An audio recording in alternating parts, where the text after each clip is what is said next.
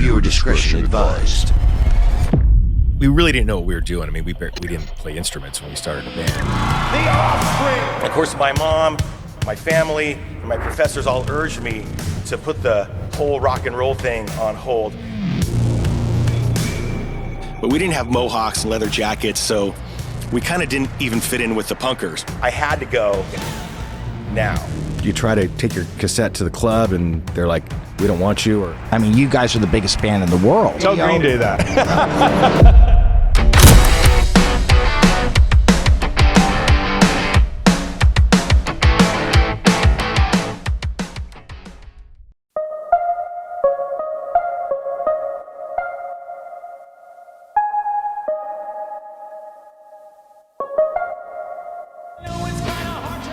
Long before the spiky blonde hair and sneering punk lyrics, Brian Keith Holland was a little nerd planning med school.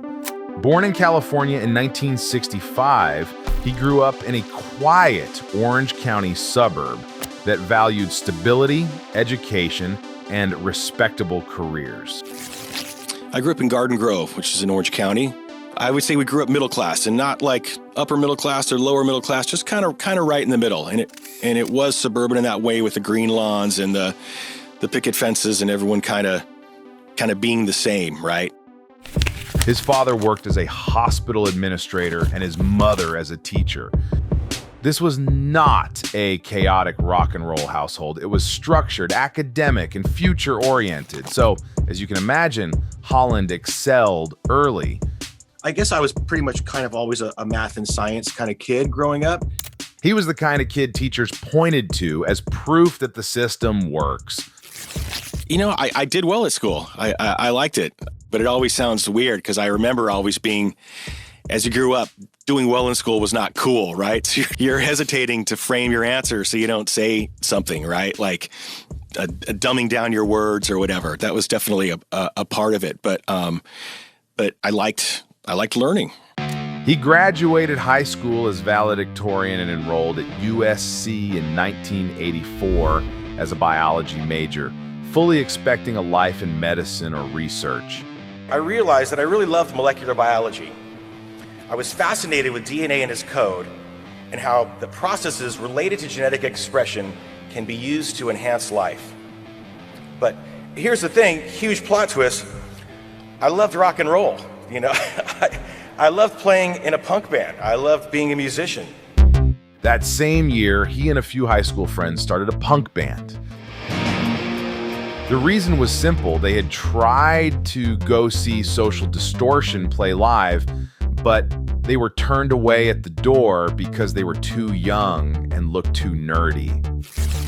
But we didn't have mohawks and leather jackets, so we kind of didn't even fit in with the punkers. We were our own little weird group and stuff. So I know it's very fashionable to say, well, we never fit in, that's why we are who we are, but it really was it was true in our case. Instead of going home and forgetting about it, they reacted. If they could not get into the show, they would make their own music. So they formed a band and called it Manic Subsidal. We went to a show, couldn't get in. It was actually a Social Distortion show in Irvine. And then we ended up at somebody's house saying, well, shoot, maybe we should start a band.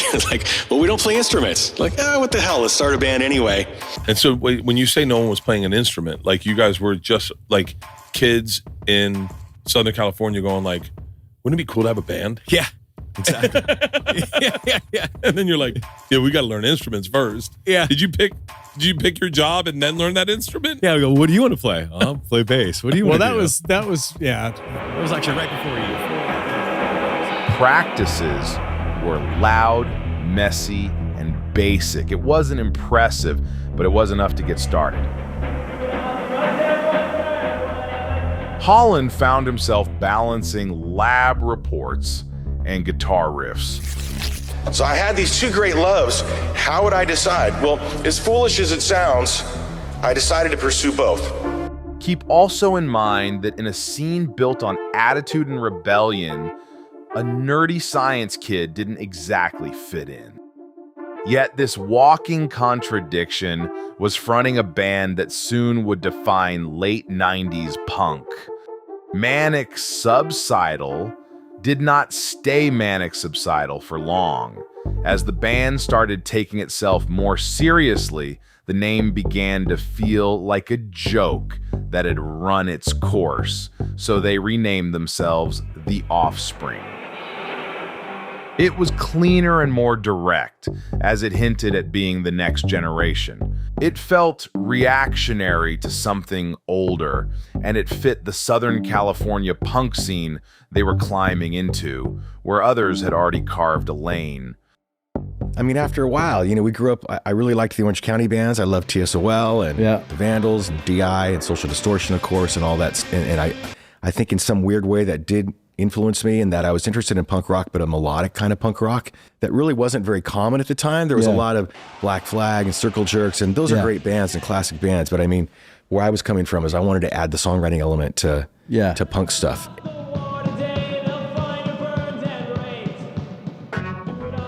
They started grinding the only way you could in late 80s Southern California. Local clubs, word of mouth, opening slots, handing out demos, and most important of all, backyard parties. And you're trying to figure out how to do it, and you try to take your cassette to the club, and they're like, we don't want you, or how many people can you draw? And we can't draw anybody. And so you try to figure it out. We went through the whole thing where some sleazy promoter made us buy 100 tickets that we had to resell. We lost a lot of money on that. And then eventually we tapped into this thing, which was the backyard party. Finally people knew us enough to hey, why don't you come play our party? And all of a sudden you're playing for 300 kids in a backyard, and it's pretty fucking great, right? Yeah. Those were the days. If it didn't get broken up by the cops. Yeah. In 1989, they released their self-titled debut album on a tiny indie imprint. It was undercooked and heavily influenced by the hardcore scene that dominated Orange County at the time. You probably haven't listened to it because it was a flop. We really didn't know what we were doing. I mean, we didn't play instruments when we started a band, so it was really a long learning curve.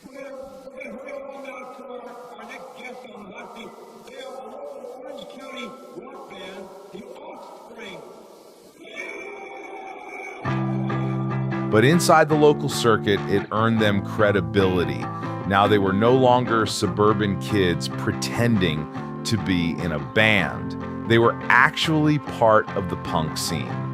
But the California punk scene was shaped by bands like Social Distortion, Adolescence, and later Bad Religion. It valued attitude, authenticity, and a healthy dose of violence, and frontmen were expected to live up to that image. All the while, Holland kept his textbooks within reach. While other frontmen were fully consumed by the scene, Dexter was still toggling between lectures and late-night shows. He would sit in molecular biology classes during the week, then step onto sweaty club stages on weekends. He was memorizing cellular processes by day and lyrics by night. You see, I never told my professors that I was in a punk rock band. Right? I mean, obviously, I didn't want to distract them from my commitment or make them think that I wasn't dedicated to the research.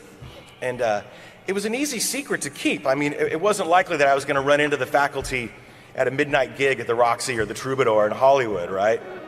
What makes it stranger is that the two worlds were never fully separate in his mind. I think they're connected somehow. I don't really know exactly how to explain it, but I think there is something mathematical about music in a way, or you can kind of visualize it in that way, and in terms of the number of times it repeats, or the shape of the sounds or the chords or whatever, I guess. In 1992, they signed with Epitaph Records, the independent label run by Brett Gurewitz of Bad Religion. Epitaph was not mainstream, but it was respected. It had infrastructure, distribution, and a growing audience inside the punk underground. And we were stoked to be on Epitaph. I mean, we really did like Brett, and what he was doing.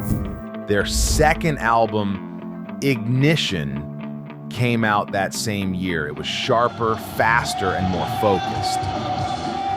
The songwriting tightened and the hooks became catchier, but it still did not reach anyone. Oh, man. Well, we were still just, an underground punk rock band. I mean, we were, I think, getting more notice within the scene and just wanted to play more, do more shows. It was still just our hobby. That was what we did on, summer vacation and weekends. By the time they dropped Smash, the band was more confident. Their sound had improved, and their riffs felt somewhat addictive. It was interesting to see so many people bring up Smash as this defining album for them. It became the biggest selling independent album of all time. And suddenly, the underground band on a small independent label had a single climbing mainstream radio. We didn't expect the record to take off the way it did, Come Out and Play did not feel academic or calculated. It was fun and immediate. It felt built for car stereos and skate parks. But buried inside, it was a real memory from USC. The line, "Keep 'em separated," came from Holland's time-cooling flasks in a lab. It was not metaphor. It was instruction. I made this stuff. It's this goo that I'm going to pour into the Petri dishes, and it's very viscous, and it had to sit and cool under a hood, like an oven hood, and wasn't cooling off. It had 2 big flasks. They weren't cooling off. It touched it a little bit later because it's so thick. It's like, fuck, it's been an hour. And then I realized because they're sitting next to each other, they're giving heat to each other, right? This is the worst thing. I should be having them apart. And I'm like, oh, that's why they're not cooling off. I had to keep them separated. And I swear it's something about that. Sounds dumb, right? Like, ding, light bulb, keep them separated. That sounds like a line. I don't know. For some reason, the guy was literally writing punk rock anthems about separating chemicals. Thank you. Thank you, graduate school. But the tension of his double life was about to get harder to manage.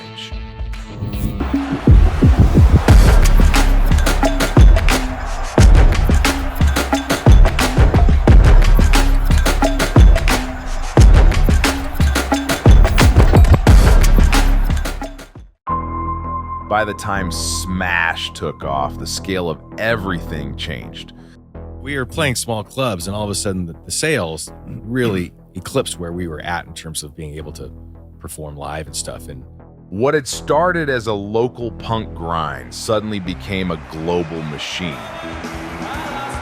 If you talk to Noodles, because Noodles was a janitor at the local elementary school, and he promised his boss he would stay on till the end of the school year, even though we had just been added to MTV. So the kids were walking by saying, "Mr. Kevin," or "Mr. Noodles, why are you cleaning up the vomit on the floor? You're on MTV. You should be out of here, right?" The album moved more than 11 million copies, making it the best-selling independent album of all time. And I'm proud of the fact that it came out on a label where there just wasn't the money behind it to make it work. It had to stand on its own. It had to succeed on its own merits, which it did. So I'm proud of all those things. When I listen to it now, radio picked it up, and MTV couldn't get enough of the Offspring. This is around the time when, Guns N' Roses was spending millions of dollars on a video. We spent $5,000 and we're being played right next to those guys on MTV. Come Out and Play and Self-Esteem were everywhere. Even with Self-Esteem, a producer didn't like the bass line that I just told you I made up, because we talked a lot about what makes songs good and stuff, and he felt like you have to be, I don't want to get too technical, lower in the register. AC/DC's good because they're heavy and they're low and stuff. Right. And he didn't like it when our songs, because they were punk songs, went way high in the register of the guitar or whatever. And it was just one of these weird music theory conversations that we used to have on Ignition. And I took a lot of this to heart. But I really liked that bass line because I knew it was a hook. And he was just like, I don't know, man, it doesn't have it. And then we really went back and forth for a while, and I just kind of stood my ground on, I think this is going to be okay. Well, I think it being in the higher register. that was like really when the rubber hit the road, till 1994, when the Offspring took off. And I mean, it really took off. I'm talking selling 1 million records in a month, being at the top of the charts. Holland's grin was already part of the 90s cultural wallpaper. I lived in a very small apartment at the time, and a guy Set the scene. in Huntington Beach, right? Regular 1-bedroom little apartment, and where everyone can kind of see in each other's windows pretty much. There's a little small walkway, and I go to my kitchen just like to wash a plate or something, and there's a guy looking at me from the apartment across the way on the sidewalk with this cordless phone going, "Yeah, dude, I'm looking at him right now." And this is where the double life stopped being manageable. The time had come. I had to make a decision. The manager told him plainly there was no way to do school and the band at this level, not with tours booked, not with MTV calling. If he wanted this, he had to commit fully. So Dexter put the doctorate on hold, and the Offspring became a touring machine. Of course, my mom, my family, and my professors all urged me to put the whole rock and roll thing on hold. But I knew that this opportunity had come, and it wouldn't be there in a couple years. I had to go now. But after Smash, expectations were brutal. 11 million copies on an independent label does not just make you successful, it makes you a threat.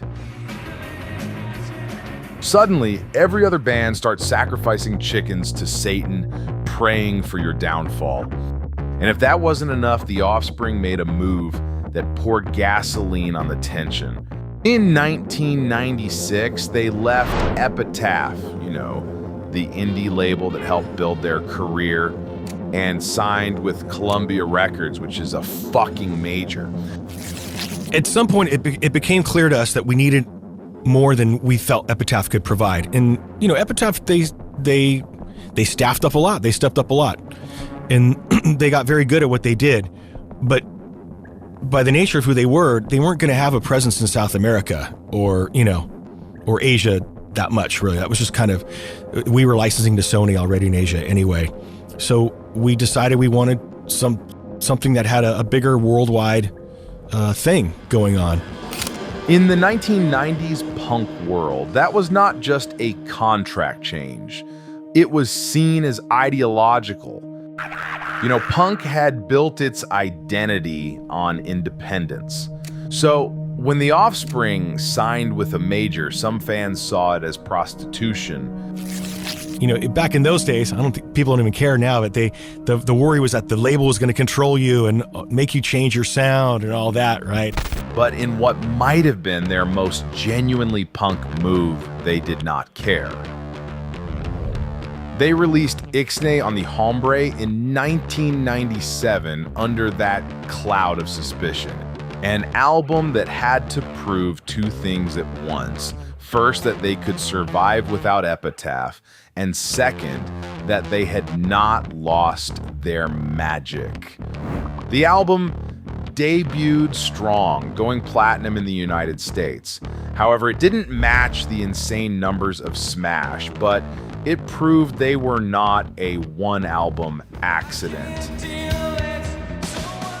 Ixnay was such a great, that record. I love that record. I listened to that record. I wore it out.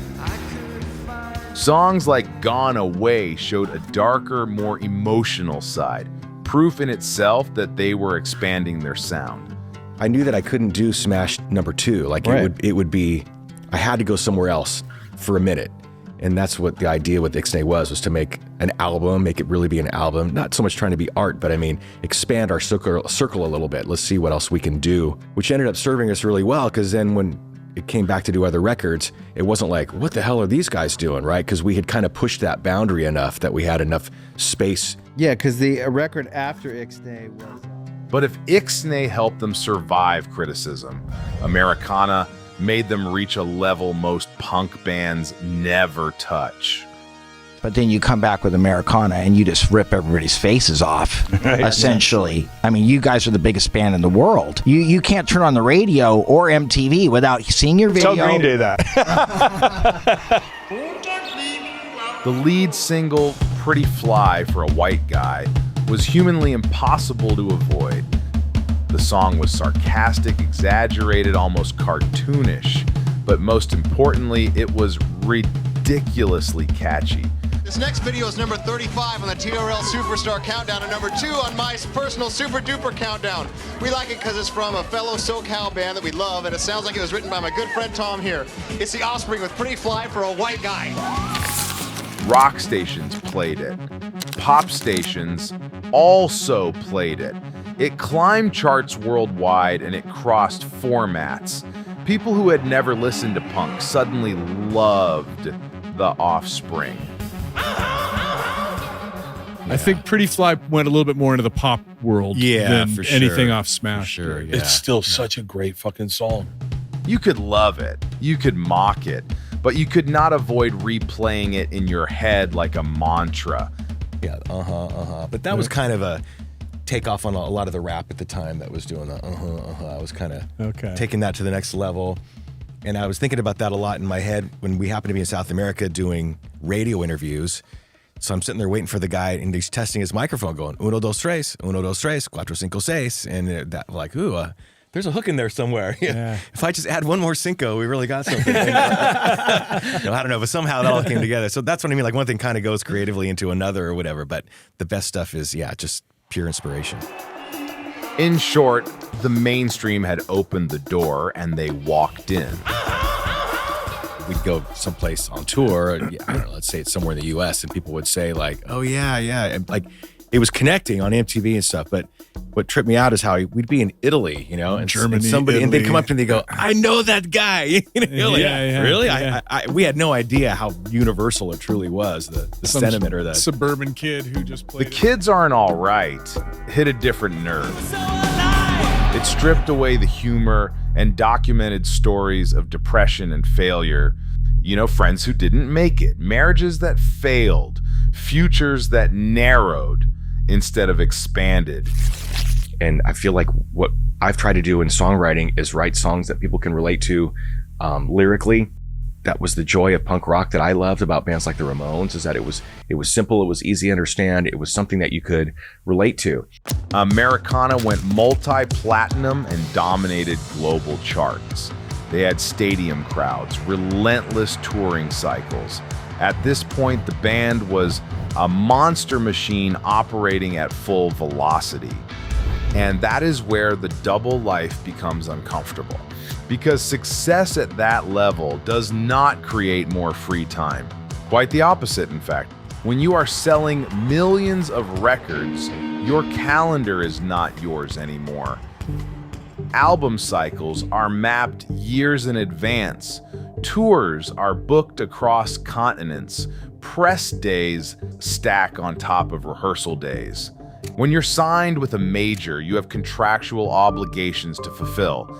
Every month has a purpose, and every week has a target. But somewhere in the background of all that noise sits an unfinished doctorate. And as irrational as it may have seemed to some, Holland's first love, science, never left him. But the higher the band climbed, the more neglected his inner geek felt.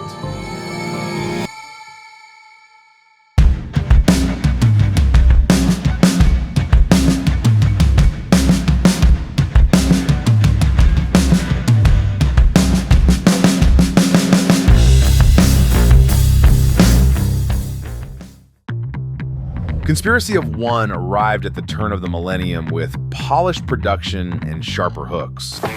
You're gonna want it bad! It sold well, though not at Americana levels. At this point, the band was no longer surprising anyone, and they had nothing left to prove.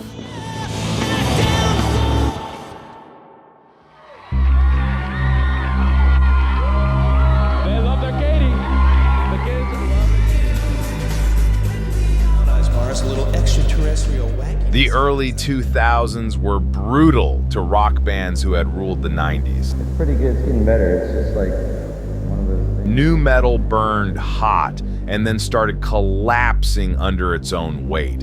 Pop punk was mutating into something slicker and younger. MTV started focusing on reality shows rather than music, and then Napster happened. What's up, man? I'm with MTV News. I was wondering if you had any MP3s on your computer. Yeah. So how many MP3s do you have on your computer? About 600. 6,000 or 7,000. Music piracy exploded. Kids started downloading entire artists' discographies for free. The economics of the industry were shifting in real time, and labels panicked.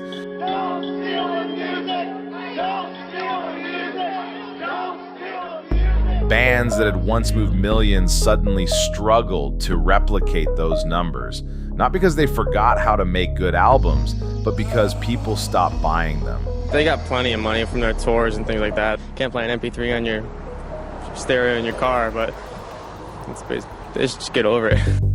The Offspring were not immune, so when they released Splinter in 2003, sales were disappointing. For a few years, the band stopped making new music, but they still toured steadily, headlining festivals across Europe and filling South American stadiums.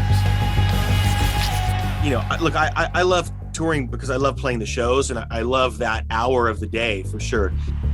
The loyal audience never disappeared, but there was no frantic need to rush back into the studio. It's important to slow yourself down, I think, right? And that's hard to learn until you get a little older, or until you go through a real downturn, right? Yeah, you which we did, you know, around that time, like 2000. At this point, they were no longer chasing album sales, but simply sustaining their legacy. We're not trying to be a totally different Yeah, we're not trying to be avant-garde. Yeah. You know, but at the same time, you don't want to, like you said, don't want to repeat yourself. You want to make, you know, good music first and foremost, rather than just trying to be experimental and out there. It would be 2008 when they would finally release a new album. Yeah, no, we spent more time on this record. That's why it took so long. We really wanted to make the songs as good as we could, and that just took a little longer. You know, we'd write a song, kind of sit on it, talk about our feelings, get drunk over it, and then talk about it some more, and then scrap it and write another one. Yeah. Yeah, no, but it turned out really good. We're really stoked with the way things sound, and can't wait to put it out. The album did not try to recreate earlier hits, nor did it chase radio trends. In short, the Offspring were not surviving on nostalgia. Because Rise and Fall is all about like tragedy and victory, you know, good and evil, and most of these songs are all about that kind of struggle. Most of these songs are really personal. It's a lot darker than anything we've ever done before. Yeah, some songs no are really personal. funny songs on this record. Yeah, like stuff. You're Gonna Go Far, Kid became a massive hit, especially in the digital era. It dominated alternative radio and racked up streams long before streaming became the industry's backbone. But the scale was different now. The hysteria of the late 90s was gone. This was now a veteran band delivering a strong record in a changed landscape. They had loyalty and legacy. And stability does something strange. When you have nothing else to conquer, you start hearing the quieter parts of yourself again. I mean, it was really important for me to get the degree. I don't want to belabor this because, I mean... For years, the scientist in him had been postponed in the name of momentum. The unfinished doctorate was still technically open. His research had never been formally abandoned. It had simply been put on pause. So around 2012, Holland quietly re-enrolled at USC to resume his doctoral research. So eventually I decided to return to USC because I wanted to finish my degree with the professors that I started my journey with. Holland stepped back into that environment as a 40-something rock star sitting next to students who had grown up listening to Americana. He had to return to coursework, to lab work, to the kind of slow, repetitive experimentation that does not care who you are on stage. Graduate research is not impressed by platinum plaques. It demands data, it demands patience, it demands humility. At the same time, the Offspring did not disappear. In 2012, the same year he resumed his doctoral work, the band released Days Go By and found time to tour behind it. there's we kind of just do what we feel, you know. Yeah. And sometimes it ends up coming out sounding whatever in different ways. You know, I think there's always a little bit of everything on a record. There's rock songs and full-on punk, hardcore songs and what have you and stuff. Yeah. And You get this to time, honor your roots. yeah, I don't know. This time maybe it turned out a little more rock, but it's cool. I'm really happy with the record and proud of it, and really happy to be here playing new songs and stuff. Yeah, I like it. I mean, yeah, it's always nice to fresh. They kept their international schedule intact, headlining festivals across Europe, Australia, and South America. Dexter had the maturity to make it all work now. 1 month he was running experiments on viral RNA. The next he would be running through a set list in front of 30,000 people. There was no grand announcement about balancing both. He simply did it.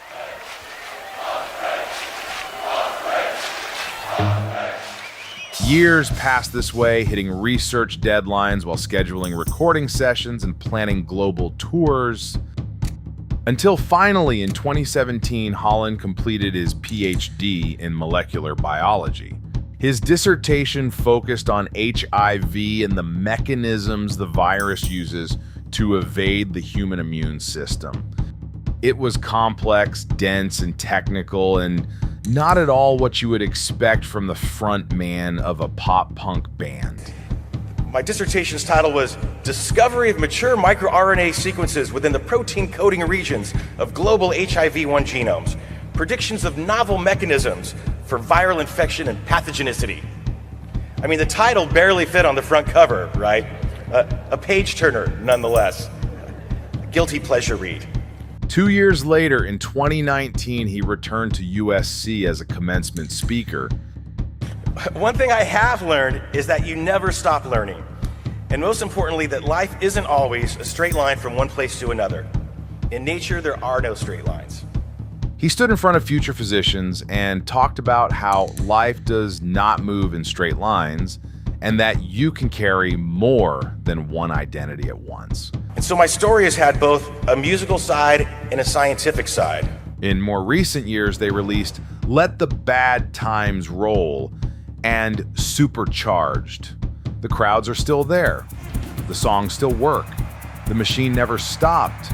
The Offspring are still touring. But something fundamental has changed. Holland's double life is no longer something he manages quietly. He lives it openly. He is not a punk frontman who once studied science. He is a geek who never stopped playing punk, and a punk who refused the pressure to be confined to a box. And in a culture obsessed with branding and simplification, this might be the most punk move of all.